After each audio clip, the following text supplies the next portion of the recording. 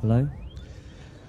Ladies and gentlemen, thank you very much for joining us again. I hope you enjoyed your coffee. I apologize earlier for the microphone situation and on the live stream. What's wonderful about having you all here is that this is actually the first major event that this building has had. And we are absolutely delighted at TechCrunch to help you guys get this place off the ground. We're really excited about the companies that are going to be associated with this building. I think I was just being interviewed by Reuters television just a moment ago, and the journalist asked me, do you think that there is an irony in having a startup event that is, I suppose, about entrepreneurship being held in a building called Red October? And I said no, because I think that there is a revolutionary aspect to what we're all doing here, and I think that's exciting. And it's my huge privilege to introduce to you now the next panel, continuing our theme of the government's role in Russia's startup and technology community. And so it's my delight to introduce you to Arkady Dvorkovich, and he will be interviewed by Frank-Jurgen Richter. Ladies and gentlemen, over to our next panel. Thank you. Thanks so much for your introduction. It's my great pleasure hosting this panel this morning. It's about Russians' global drive. It's about making Russian companies global players in this world, global champions.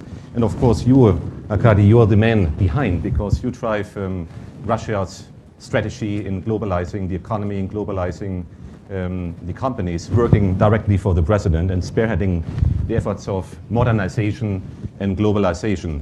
Myself, I'm based in Zurich in Switzerland, a very quiet place. Coming here, of course, I feel the dynamics of this country, of the city, and we mentioned revolution before.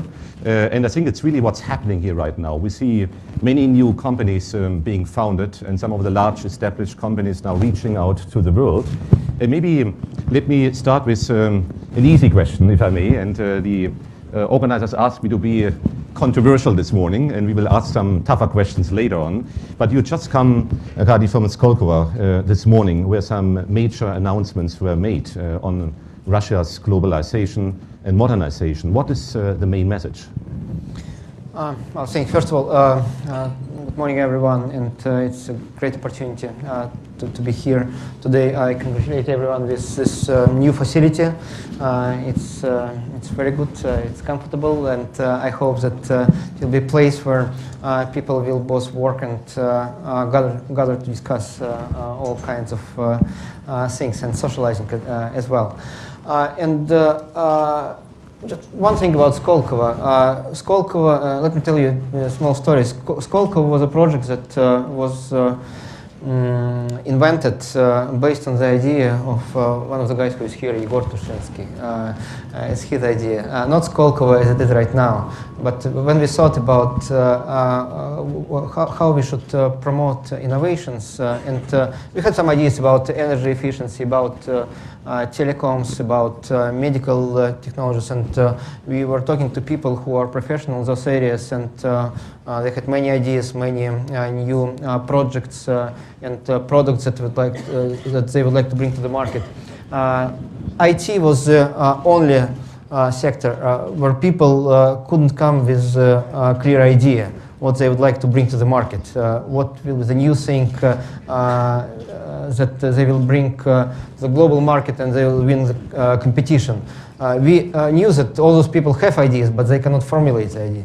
That's a problem. And the idea of Igor was to create the environment, to create a place where those people will work and ideas will be fluctuating around, and maybe something good will be produced out of that. But then we thought, why just IT? Maybe we should do the same thing, the same kind of physical area environment for all other people. So this is how we thought about Skolkovo. And now we have a Skolkovo project, and we have this Red October building with IT people around. We have many new projects that people are talking about. So the key thing about Skolkovo is that it is a place for people to to work together, to be together, and to understand each other. One of the questions that was asked today, how are you going to bring together business, government, and science? I answered that with a simple thing. Skolkovo is all about that. Those three groups of people, research people, business people, and government people, are living different planets right now. And when they're coming together, they fight. They're not working together. Skolkovo, both as a physical location, and the idea is an instrument to put those people together, not to fight, but to work together. That's a very nice description of creating a community between government, business, and the social society, actually. And if you compare Skolkovo with the Silicon Valley, we can see, of course, some differences. The Silicon Valley just emerged 20, 30 years ago. Here at Skolkovo, it's very much driven by the government. It's top-down. And, of course, you try to nurture entrepreneurs. Do you think this model will succeed? Of course, the answer will be yes, but if you compare with the Silicon Valley, it's a different approach. It's bottom-up and you're top-down. Well, I will not say yes. I will say yes if the top-down process will turn into the different direction. If you will be able to create good conditions, good environment for people to start working from the bottom to the top. One of the most important announcements that was made today by the head of Skolkovo Foundation, Mr. Vekselberg, is that he hopes that in 5 to 7 years his Skolkovo Foundation will be out of business, will be liquidated, and Skolkovo will live on its own without any governing body. That's the whole idea, to create an environment that step down for the government, I mean. Also an important thing is that Skolkovo has two phases. One is the physical phase. Some people like this physical phase, some people don't like this physical phase, but it's a location, it's a team, it's a set of institutions. And the second is virtual Skolkovo. Skolkovo is a set of rules that people around Russia will be able to use. They will do things in Novosibirsk, St. Petersburg, Krasnoyarsk, Rostov, without going to Skolkovo directly during the next 3 to 4 years. And Skolkovo will play a role of facilitator, not of a location for those people. So it's a virtual place, a virtual Skolkovo, as you say. This leads me to the question on how shall we structure the way how we govern our economies. We learned that the Western type of capitalism, in a way, is in its demise. And we see that the so-called Anglo-Saxon approach, where we have a very short-term orientation, might be replaced by a more top-down approach, a bit what you do in Russia or the Chinese do, more long-term oriented, more government-driven, and not so much leading the force to the pure market. Do you think that's a model of the future, and maybe could other emerging markets use the same model? Well, I don't think anyone can use a Chinese model of doing things. It's a Chinese model. And anyone with another name of the country cannot do the same things, given the lack of same traditions and culture. Simply transferring this model to a different place will create disaster, not a good product, no real value added.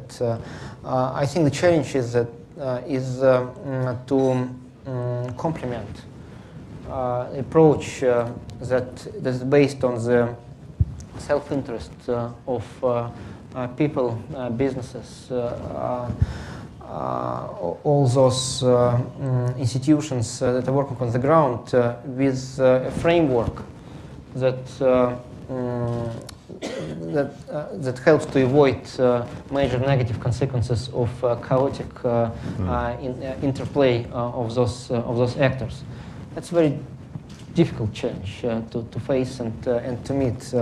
I think the key word here is partnership. But partnership can be based only on trust. So the important thing that the government should act in such a way that people will start trusting the government. In this case, people will start doing things taking into account potential negative consequences, negative externalities for the market as a whole. I'm not an idealistic person. I don't believe in a system where one hand can govern everything. But I also don't believe in a pure market without rules of the game, since your freedom should be restricted by the freedom of others. It's a simple thing to say, but it's true in the real world. You should understand that your freedom is not absolute, not complete, and this is about this challenge. Again, it's difficult, and we will be trying to find an answer together. I don't have an answer right now. So dialogue is very important, and building trust. I think the different actors in a society have to talk to each other, building trust in a trust space and even rule-based economy. Of course, you're right saying that we shouldn't allow total freedom. Otherwise, we drift into chaos. What's your view, for example, about WikiLeaks? Of course, that's an example where we see, in a way, total freedom. Actually, the country I'm living now in Switzerland, as you know, it's now hosting wikileaks.ch in Switzerland. We have the total freedom. I think it's the only country in the world, and maybe it will change because there's a lot of pressure on the government. But yeah, how far should we go? You know, of course, we need entrepreneurs, we need innovators, we need young people realizing their dreams, but we need certain rules. Well, I personally think that WikiLeaks is another proof that in the age of internet and information society, we should change other rules.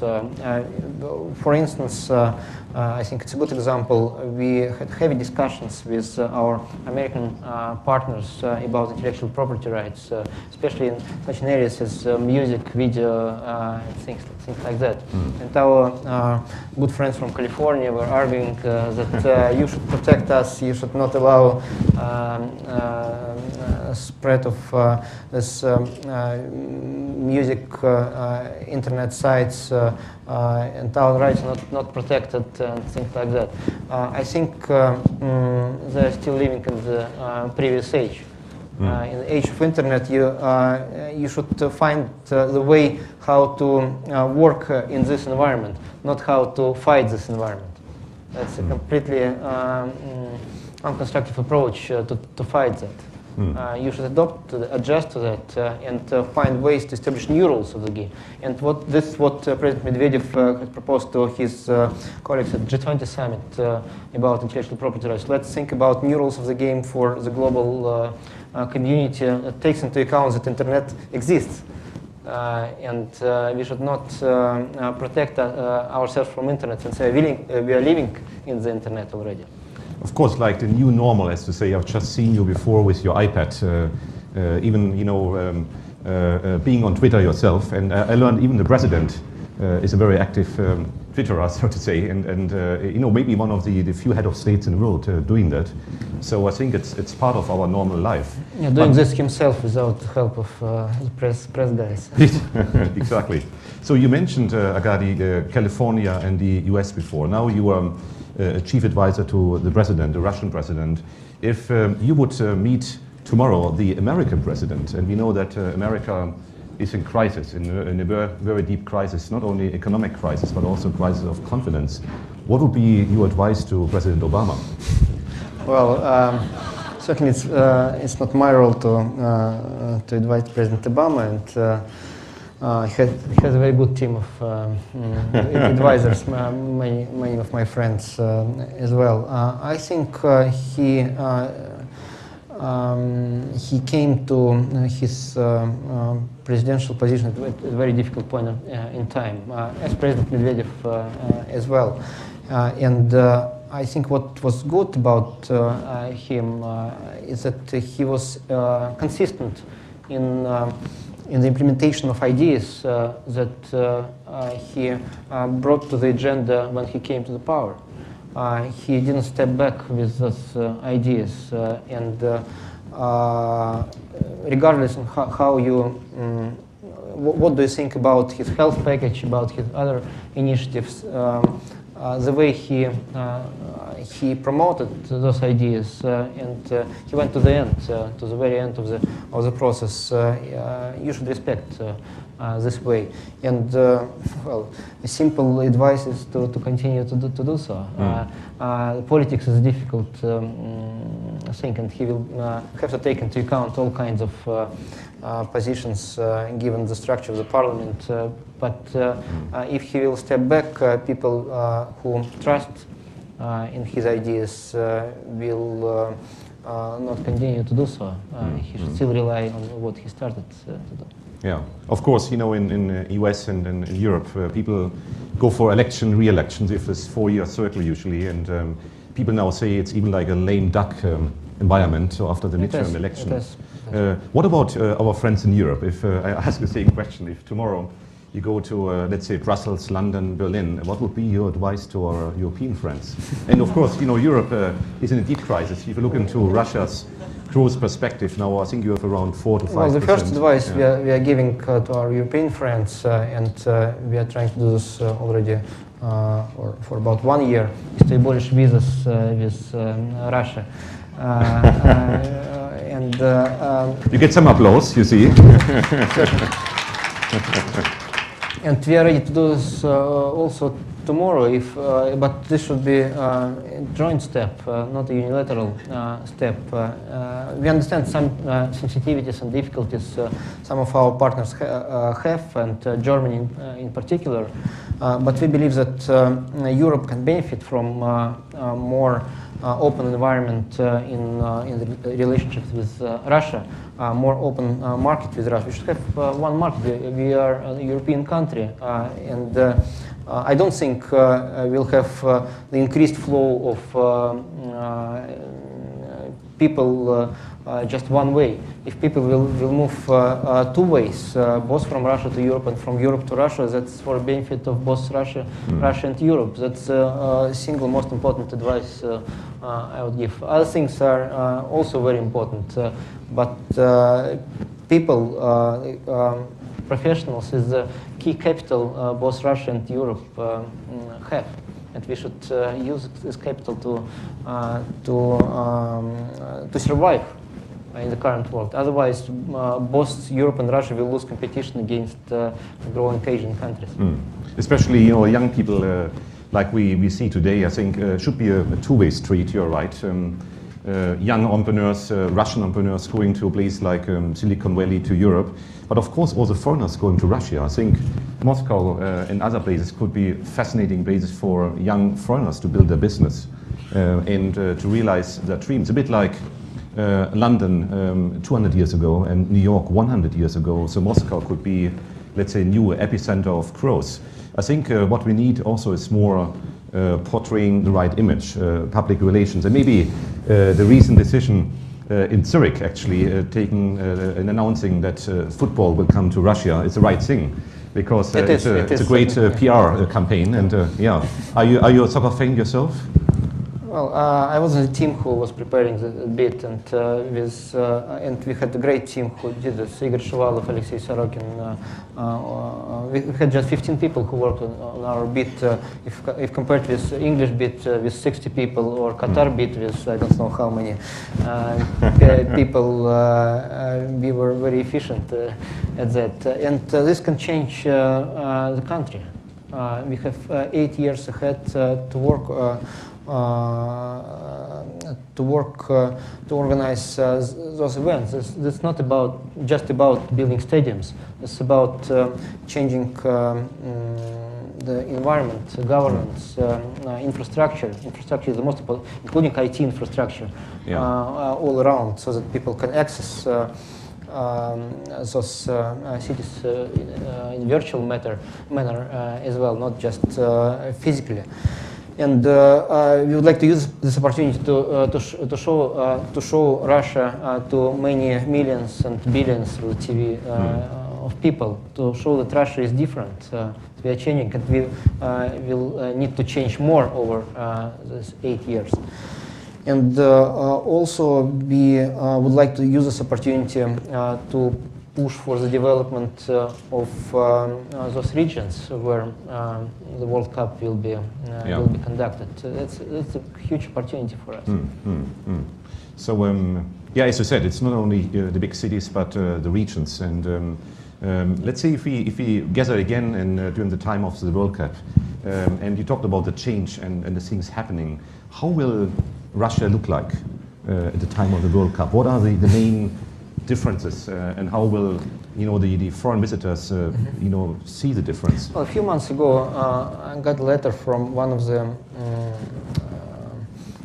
the fund managers who had experience living both in Moscow and in London. I told the story one of the forums already, and the conclusion of the story was that if you are a single person, if you're alone, certainly Moscow is a great place to live and have fun and work. If you have a family, London is much better, and Moscow is not good for families at all. And the same can be said about many Russian cities, unfortunately.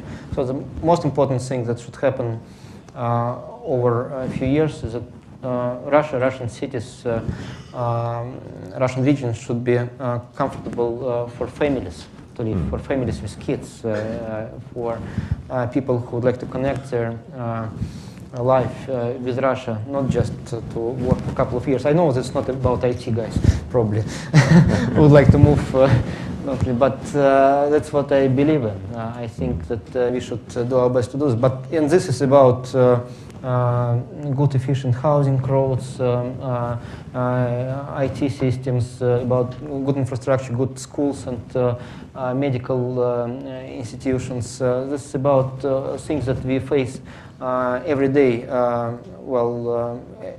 Not so many bureaucrats as right now, etc., etc. So simple things, not something.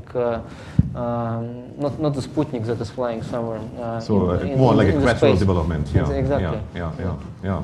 You kindly agreed, Arkady, to take a few questions from the floor, and a few minutes left. And maybe do we have microphones here? I see a first hand raising just in the last row.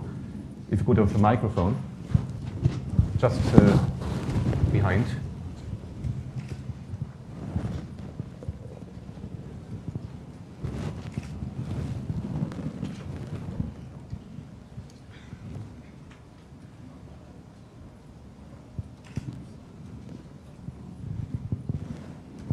I think technology, is it working? No. Okay, it works, yeah. No, it's my work. Mine is working. No. The secret sauce is immigrants from China and Russia and India. And I'm wondering, I commend, as an American living in Krasnodar, I commend you for, and that's a great city for families, by the way, as my wife will attest. Good. I commend you for doing the highly skilled work permit. But that's just the first step. I'm wondering if you would consider doing a startup visa, which is, there's a big campaign in America to get a startup visa implemented. Because many of the entrepreneurs, as Mr. Richter said, coming to Russia, they're not highly compensated at this time. Is that something you consider? Yes, you're right. You mentioned that we did the first step to simplify procedures to get work permits for highly qualified people. We'll make another step in the next couple of months. We'll move further and we'll prepare the new legislation about work permits that will change the whole framework during the next year altogether. Until we do this, besides using rules that will be already simplified for the coming year, I will suggest at least to use full-scale Skolkovo umbrella, Skolkovo framework, since for Skolkovo project participants, residents, visas will not be required at all. I mean, work permits will not be required at all. Visas will be issued in a simple manner. But your idea about startup visas, I think, is very good, and we will try to to do this as quickly as possible. I'm not sure about next week, but maybe in a few months, certainly. I should just it's say possible. America has not done that, so Russia can be first in front of America. We'll do our best. Okay. So migration is key. Yes, And, I think we really yeah. need people to come to Russia and work here, and we will not set the wall either for Russians going somewhere or for people who would like to come to work in Russia. So we have time for a couple of more questions. We have 5 minutes and 34 seconds. Okay. I think now we have many. I think you're first. Yes. Hello. Do you hear me? Yeah, you hear me. Well, my name is Dombrovsky Valentin, Next Up Media. Hello, Arkady. I'm very glad to see you here, as all of us, I think. And my question is, you know, education is crucial for science and IT development. And in nowadays, many people have criticized the situation in Russian education regarding implementing of tests at schools, etc. What can you say about this? Well, first of all, I fully agree with that education is a key thing for the development, for the promotion of innovations in science in the modern world, as in the previous period as well. And we should improve things both at the level of primary education and professional education. So there is no way we can take this just one part of education system and improve it without improving another part. As far as test-based examinations are concerned, I think that the idea is good. Not everything within the system is working well. And there are two very important things.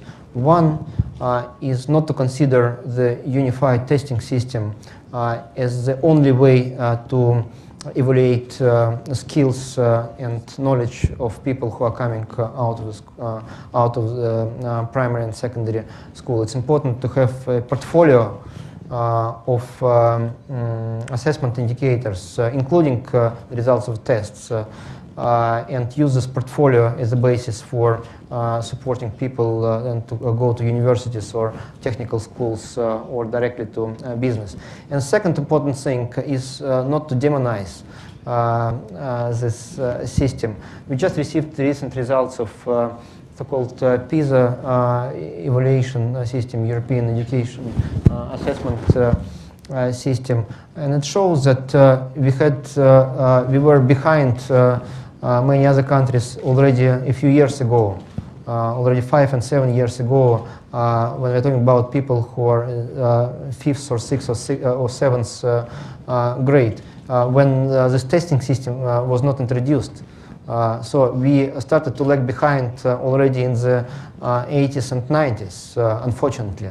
And while in the primary school, we are still at the top of the rating list. So something wrong is happening at the level of middle secondary education, and this is not about examination system. Examination system is just one element of the system. So we should implement the ideas that the President and other people have proposed to create the school of the future by 2020 to 2025, and to create a new system of competitive universities based on research universities, not just on universities that teach, but also universities that create new knowledge and create new business. Thank you. Yes, please, the next question. Is technology working? Oh, I see. Very nice. First of all, I have to express my personal gratitude to Arkady and other Russian officials for attending open discussion. It is really important, I respect it. And my president Medvedev is driving innovation, so let's be serious. I have two questions. The first question is about investment strategy. At this moment, most of Russian companies are investing in growth or mature stages companies, while at this moment we are having almost no true venture capital firms that are investing in seed stages or something like that. What are the propositions of Russian government to make this kind of investment attractive? Okay, and second question is with regards to some issues with regulation in Russia. First of all, Rusnano is a company that is formed by some ex-government people and some ex-investment bankers. And unfortunately, people that are working at Rusnano told that it is even more bureaucratic than a Russian investment bank, while venture capital business is essential in aspect of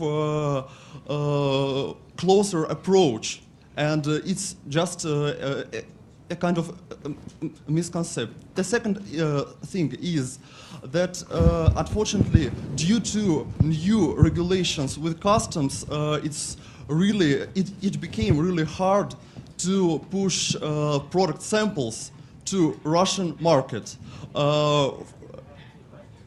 Yes, and it's just the situation. What is the propositions how to improve government regulation in this aspect? It will be very nice. Thank you. Thank you. Well, the time unfortunately is over, but I will certainly answer those two questions. First is about venture capital. Not just venture capital. I think there are a few kind of institutions that are important, both venture capital, business angels, and some other institutions that are supporting business at the initial stage. There's a whole bunch of proposals how to improve the situation. We should start probably with working with existing venture funds and business angels that are coming right now to Russia from abroad, especially from United States. So they can at least start investing in Russian companies as long as we do not have our own venture business, as long as we do not have our own long-term capital, given the short-term nature of our economy, unfortunately, still. And those proposals include changes in the tax legislation, avoiding capital gain taxation, both for legal entities and for individuals, changes in the legal framework for those kinds of investments. I mean, creating comfortable legal form to conduct this business in Russia. There is no really good one at this point. And finally, I would mention one important thing is taking our control agencies out of this system. Right now, many people believe that it's risky to even to start doing things, since if there is even 1 ruble of government money, then all kinds of control agencies will come and start pushing companies to stop stealing money from the state, while it's just risky business. It's not stealing money. So we have a plan that we are going to put first on paper and then into life. The second is about very specific administrative procedures and regulations, and on all things that you mentioned. Also, we have already instructions given based on the discussions in the Presidential Commission on Modernization to prepare new legislation pieces and administrative practices to allow for those activities on customs, on intellectual property rights, on all other things that have been mentioned. And I'm confident that as far as legislation is concerned, we will change things quickly.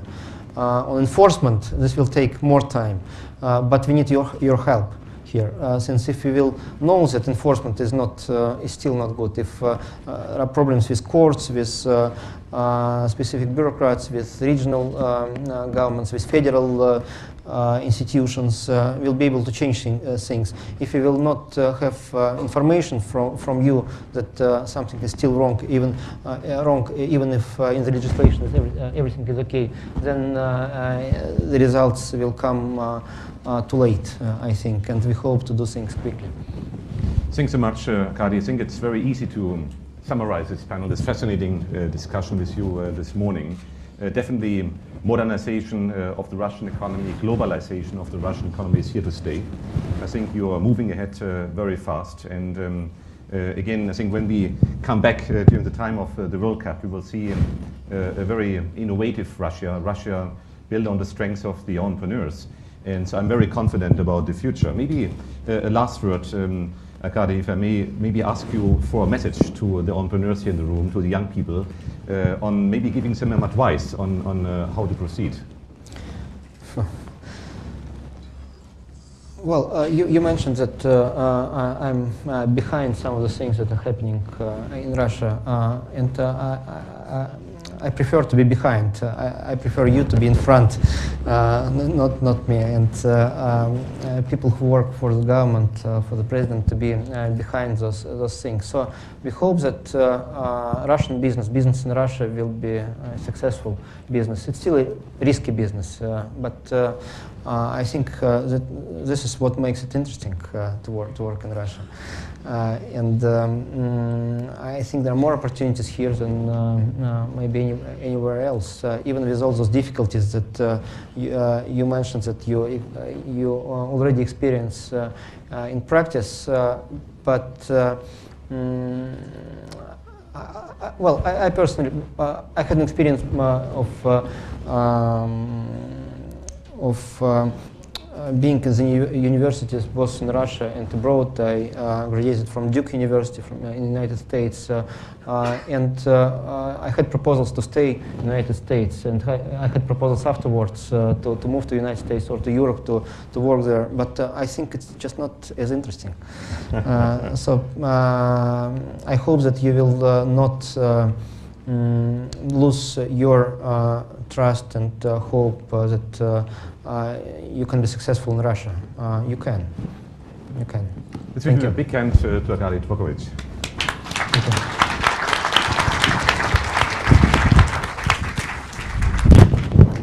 Thank you. Hello. Thank you very much for the appearance there, sir. Please take some photographs. Excellent.